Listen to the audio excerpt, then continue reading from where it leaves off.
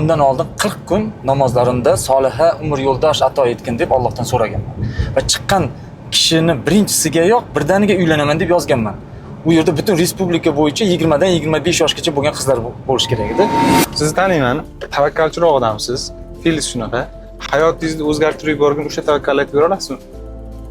Uchta tavakkalni aytib bera olaman. Birinchisi shu institutni tashlab qayta kirganim. Kontraktda o'qirdim. Birinchi kursda yarmida bir tanishim aytganki, siz qayta o'qiy olasiz-ku, byudjetga kira olasiz-ku. Shu gapni eshitib, ha deganmanda tavakkal qilib Buxoroga ketganman. Institut tashlab. Institut tashlab ketganman. Ikkinchi yil grant kirganmisiz keyin? Ha, qaytib grantga kirganman. Ikkinchisi bu uylanishim deb o'ylayman.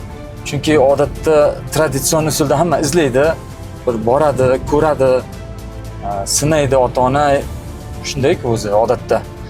Men esa shunday tavakkal qilganmanki, shuni o'sha paytda Google Mail agent degan programmada poiskda Rasululloh alayhisalomning ayollarini, yaxshi ko'rgan ayollarning ismini yozib poisk berganman. Lekin undan oldin 40 kun namozlarimda soliha umr yo'ldosh ato etgin deb Allohdan so'ragan.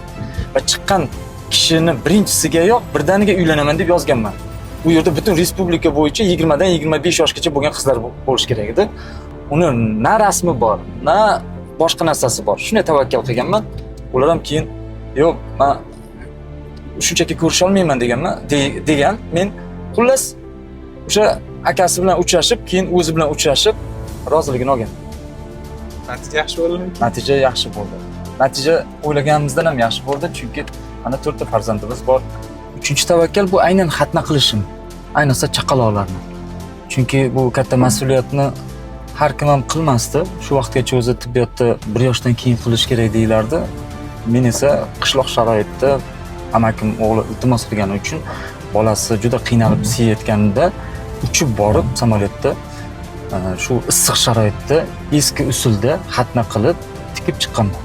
Shunda mas'uliyat his qilganman. Shunda yoshlar hozir tavakkal qilish kerakmi yoki qo'rqib o'tirish kerakmi?